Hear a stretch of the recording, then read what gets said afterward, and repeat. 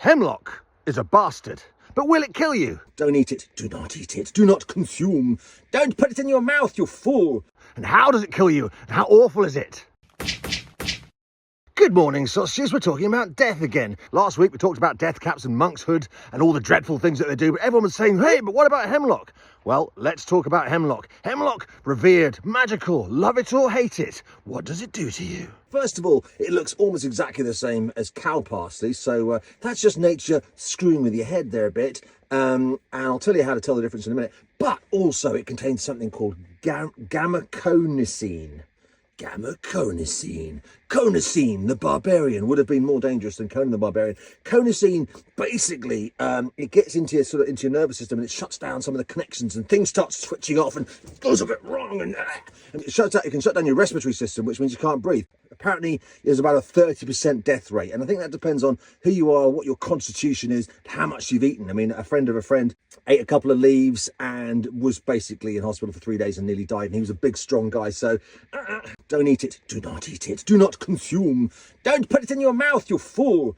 Now, how do we tell the difference between hemlock and good old cow parsley? Well, first of all, I wouldn't eat either because they're so close. Some people say it's because there's a groove in the stem on cow parsley. There is actually, I have seen small grooves in the stem on hemlock, so it's not the absolute best way to do it. Best way to do it is there's this coloration on the stem of hemlock, as you can see, these sort of purple spots. It looks like someone spat beetroot onto it. What an awful thing to do to anybody.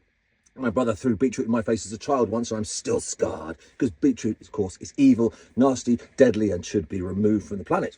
I digress.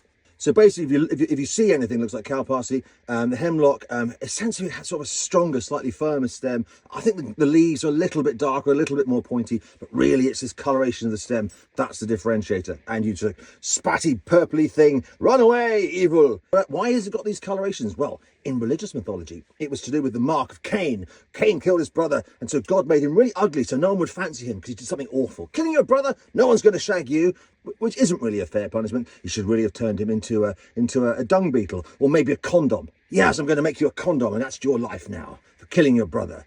Also, apparently, it grew on Golgotha, which is the hill where Jesus Christ was crucified, and apparently because Jesus was crucified there, it made the hemlock poisonous. I don't remember Jesus ever talking about that. You know, the parable of, if you hurt me, I'll make plants evil. But, you know, mythology is mythology. Respectfully, I don't actually think either of those things are true. Also, I love this. Hemlock was used in witchcraft and spells. Witchcraft and spells. That's the universal sort of sign language for witchcraft and spells.